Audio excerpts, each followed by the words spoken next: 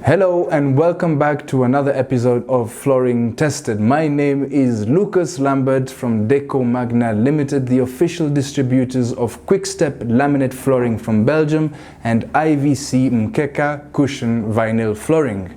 Now, in today's episode, I want to discuss the differences between laminates and which type of laminates you should be looking for when you're purchasing them on the markets. Let's begin with what are laminates.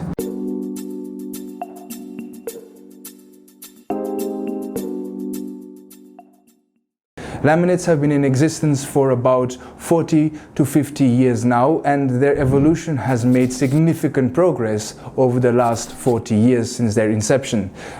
Today we are having waterproof laminates, we are having scratch-resistant laminates. In fact, laminates at this point are superior to their wood alternatives, not only because they're cheaper, but also because they are more durable. To give an example, we have hardwood flooring. Hardwood flooring is known to be quite expensive. Now, on the other hand, laminates are far cheaper.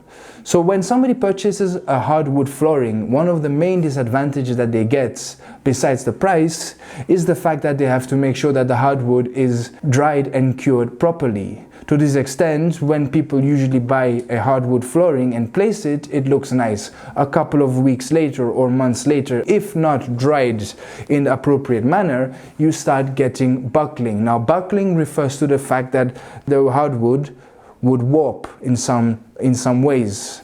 Secondly, you also have the maintenance. So laminates actually are very easy to maintain. They are almost as easy to maintain as tiles. In fact, you just mop them once, twice, 3 times a day. Now at Quick-Step, we offer 2 types of water protection guards for our laminates. We have the splash-proof type and we have the full waterproof type laminates. So what is the main difference between these two and where would you use them?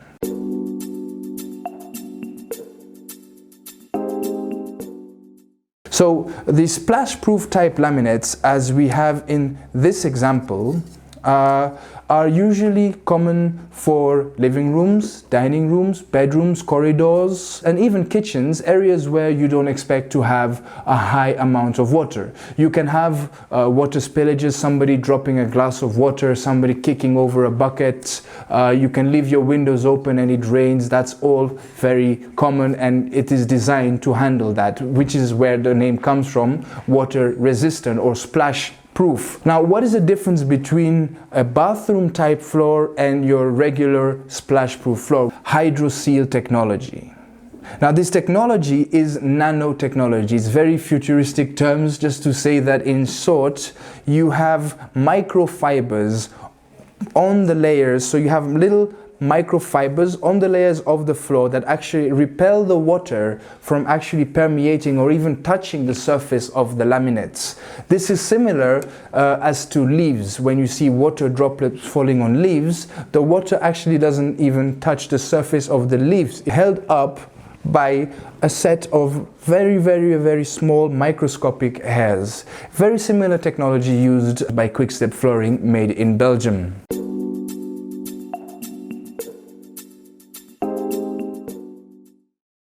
For those that have been on the market, shopping around, trying to get some ideas about the best flooring to choose and what works for you, I'm very sure that the term AC rating has come across quite fairly. In fact, sellers and distributors everywhere around the world throw this word and term around, but I don't think a lot of people understand the exact meaning and definition of the AC rating. So AC rating stands for abrasion criteria. Abrasion means or determines how long a product will last when it comes in contact with another surface, such as shoes or shoes with sands, or in the case if you have a salon, hair, or in case of mud or high heels, or if you have furniture. These are all elements which you have to consider in the abrasion criteria. And I would personally recommend to go for a minimum standard of an AC 4 rated floor.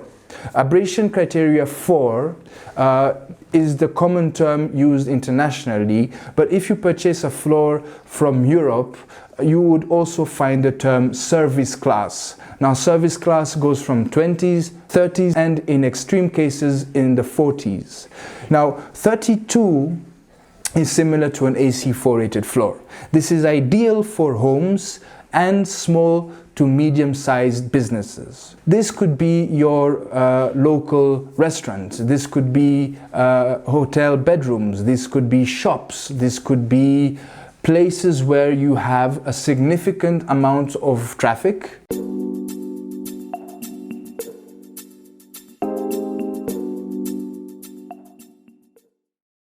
So another big question that a lot of clients come to ask us is the thickness, and what is the importance of thickness when it comes to laminated flooring. As you may know, you can have 7 millimeters, you can have 8 millimeters, you can have 9.5, you can have 12, and I have even seen 15 millimeter laminate variants. Now, actually, this does not mean much until you know the exact quality of the core material that consists of your laminates.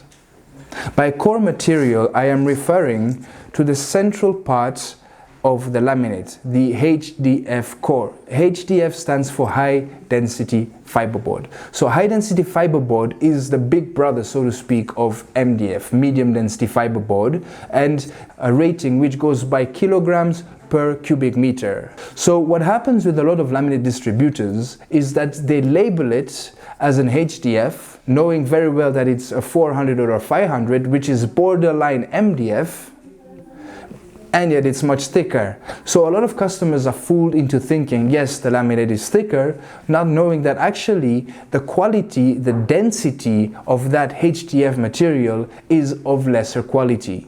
Each manufacturer uses a different technique to compress this pulp together. This is determined by the country where it is manufactured. This is determined by the standards that the country needs.